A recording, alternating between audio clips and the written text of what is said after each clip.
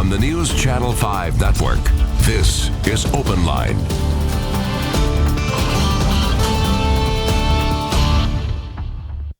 Hello, everyone. Welcome to Open Line. Thanks for joining us here right before Thanksgiving. We're going to talk politics. So we are going to give you all the information you need to have so you can appropriately discuss things with your relatives at Thanksgiving dinner. Some of those conversations can get kind of tough, so let's talk. Let's talk politics. There's the impeachment. There's the Democratic race for the nomination. All of those candidates, kind of where do we stand? What are your thoughts? Who do you think, if you're a Democrat, would be best to challenge the president? What do you think about impeachment? Is it the right thing to do if you're a Democrat or a Republican? Want to hear from you on that. Happy to have with us, though, Dr. Thomas Schwartz, Vanderbilt political science professor. Dr. Schwartz, thank you for being here. Well, thank you for having me on the program. As always, we appreciate it. And so let's talk impeachment. Where do you think we are right now? I guess kind of give us the 101 on it right now. Okay. Well, Adam Schiff and his committee is drawing up articles of impeachment. Schiff made a very strong statement over the weekend that he believes the evidence justifies impeaching the president. There'll probably be a line of impeachment on the withholding of military aid to the Ukraine based on wanting to get an investigation into a political rival. There'll probably be there may very well also be an obstruction of justice clause as well to the impeachment articles. There will be additional hearings coming up this week with the House Judiciary Committee also. That's been announced as well. So they may continue to have some witnesses. There was a ruling that a judge made that one of the president's closest advisor, Don McGahn, would have to testify.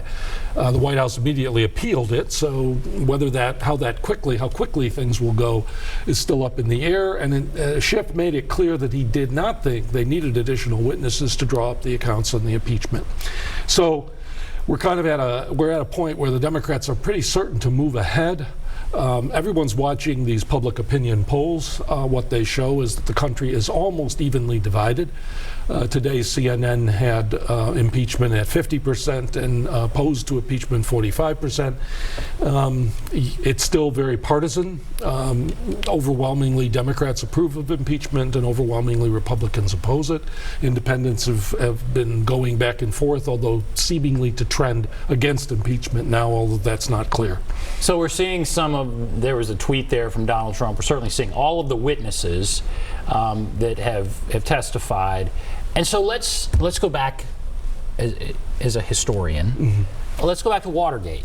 And was the reaction the same? Was this as partisan in the early days of impeachment hearings during Watergate? Was it dismissed by Republicans and pushed by Democrats? There was an element of partisanship at various points in the Watergate hearings, but there were also figures who were really a little bit above politics. I think particularly of Tennessee Senator Howard Baker, who was a committed Republican, but did pose the question of when did the president know and what did he know, and continued to pursue this. The parties were not as strong and as unified then. So you had some conservative Democrats, particularly Southern Democrats, who opposed going after Nixon. On the other hand, you had liberal Republicans from the North, Lowell Weicker and others, who wanted to impeach the president. Watergate also unfolded over a year and a half. Mm-hmm. It took the actual burglary was in June of '72. The Watergate hearings commenced in March of 1973. The firing of Archibald MacLeish that triggered the initial strong tide toward impeachment comes in October of '73, and this continued on. And you didn't get the smoking gun revelation until the Supreme Court forced Nixon to hand over the tapes in July of 1974.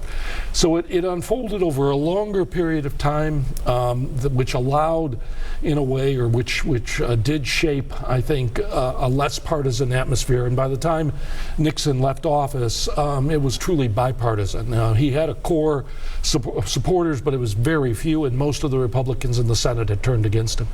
So is there the chance, I mean, do you think Democrats are hoping that the same thing will happen, that there'll be this sort of sudden shift, because at this point Republicans are very unified. And so the question becomes, how are they going to get this through the Senate?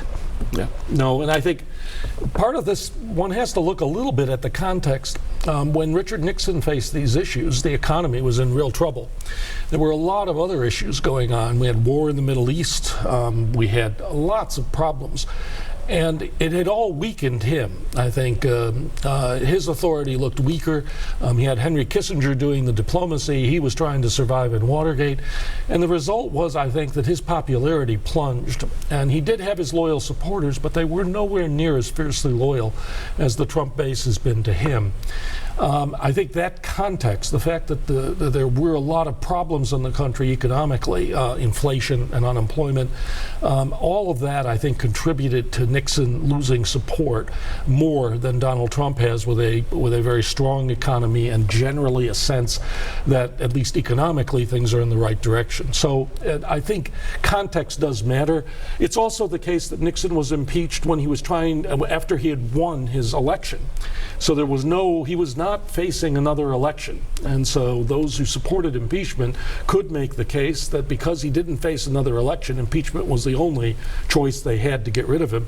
In this case, you have an election coming up, and that does pose a timetable problem for the Democrats, of people saying, well, why not wait till November? And so what about that? Do you think Democrats are maybe just trying to get the information out there and they're not going to move forward with it? Or do you think they're going to move forward with this? The time does come right up against the election. You know, that question will come up. Why not just wait until the election? Yes. So what do you think you think they're going to draft these articles of impeachment, vote on it, and really move forward? Or are they just trying to get the information out there?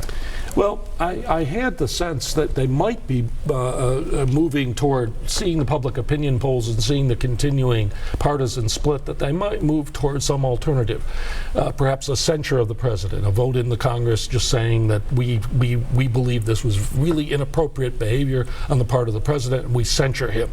That's been done a couple of times in American history, that the Congress has voted to censure the president. In fact, one of the censures by Congress of the president was of Andrew Jackson. Didn't stop him from winning re-election and being at least seen as a successful president, but he was censured by Congress. So they could be doing, they might have been doing that, but I moved away. I think my sense is now, the one Democrat who came out and said that she was thinking that moving away quickly modified it, and I'm wondering if the Democrats have decided they have to move ahead with impeachment, that having put the evidence out there that it would be they cannot afford to back off, and so they are going to go ahead with the impeachment vote, even knowing full well that the president will be acquitted in the Senate.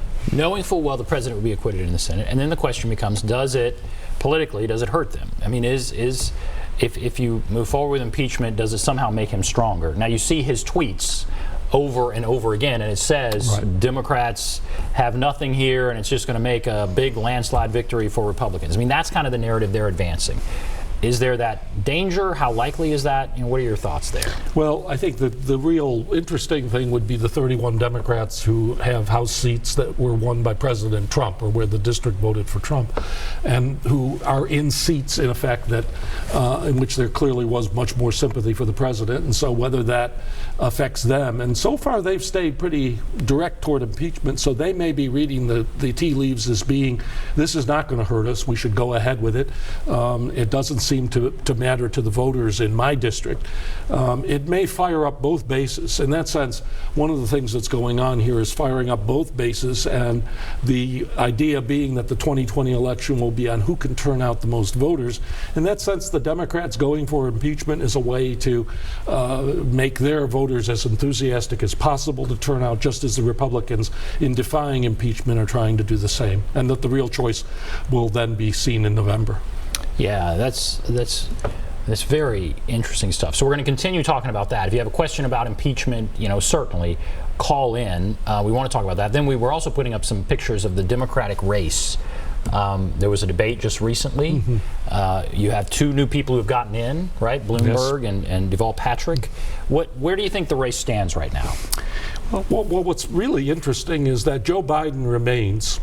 at least in the national public opinion polls, at around 30% and ahead of every other Democrat. But when you go to the specific states, Iowa and New Hampshire particularly, there Pete Buttigieg has gotten into the lead, but actually there was a poll today that had Bernie Sanders in the lead in New Hampshire. So you're seeing, and in fact in that poll they're all very bunched up, Sanders, Buttigieg, Warren, and Biden. So the early contests look like they could be a coin toss right now, and they may be very close. And then the question is, does this affect things? Does this have a momentum change?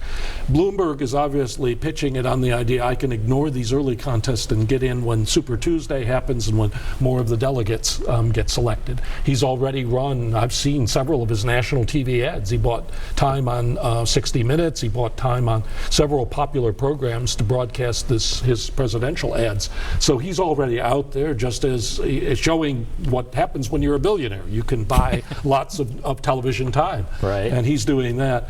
Biden still is very, very strong in South Carolina, which is the third contest.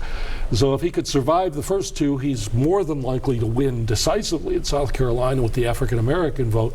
And neither Buttigieg, Warren, or Sanders has really shaken his hold on that vote yet. So, what does it say that Bloomberg and Patrick would decide to get in right now? Is that an indication that there's thinking that the field is weak, or what does it mean that or you think they were always going to get in? Why now? No, I think they're in because they think Joe Biden is not going to do it. That Joe Biden is a weak candidate, that it's likely that if he is defeated early on, his support will crumble, and that there will be a need for a strong, moderate candidate. And so I think Bloomberg sees himself, he's a former Republican after all, he sees himself as someone with real potential to take that moderate vote. Patrick might have been seeing something along the same lines, but I don't think his resources and the rest are anywhere comparable to Bloomberg. Bloomberg might be able to mount a national campaign if Biden crumbles. So that's interesting. They're betting on Biden crumbling. Yes. Yeah. And is that the polls that indicate that's a good bet? It's hard to say. I mean, Biden's had some iffy debate performances. He does have a tendency to put his foot in his mouth. On the other hand, he does have this strong sympathetic appeal both to white working class and to African Americans, groups that are really essential for a Democratic victory. He has this appeal in the Midwest. The Electoral College issue will come up a great deal because of the way the votes are counted and the way Trump assembled his victory last time.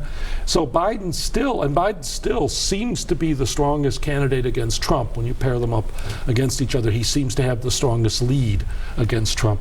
So all of that's there. Now the real question is, can Biden convince people that he still has what it takes at age 77? He just turned 77 during on the day of the debate, and it was interesting that no one brought that subject up.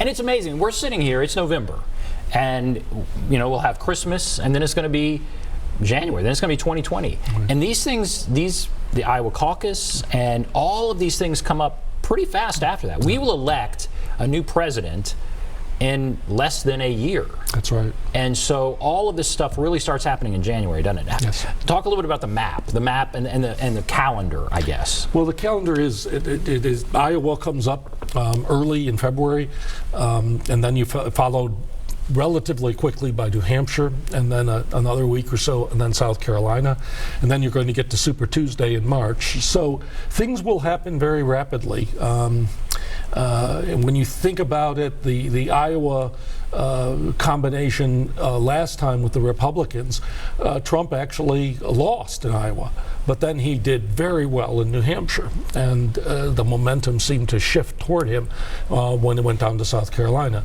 For the Democrats last time around, Barack Obama broke out in Iowa. and had a decisive victory. Hillary Clinton salvaged New Hampshire, but then it turned into this long, drawn-out contest between Obama and Clinton, and it was a very close contest down to the end between the two of them. So the Democrats may be faced with a longer contest than they had anticipated, and it could amount to multiple candidates, and could even, I'm hesitant to say this, but you could actually have a convention where no one would have it locked up, and that would be a very, very unusual event in American history. We hear that all the time, and it used to happen all the time going back in history, but it hasn't happened in so long. So long, yes. And people talk about it, and that's always the big threat and the big concern, but it hadn't happened. Right. So, and I guess it's too early. It's way too early to say. That's a possibility when you have all these candidates. Yes. Yeah, and the Democrats have rules that allow candidates to accumulate delegates depending on the proportion of their vote. So you could see candidates with substantial delegate blocks staying in the race. Bernie Sanders, for one, has the finances. He could stay in all the way to the convention if he wanted to, if he could maintain that support, because he has a very, very devoted fan base and also donation groups. See, next year is going to be fascinating. Mm-hmm. And that's why your Thanksgiving dinner is going to be fascinating. Talk about this with someone that you disagree with and just see how that goes. All right, we're going to take a break. If you want to call in, there's a number, 615-737-PLUS, 615-737-7587. Take a break. Be back right after this.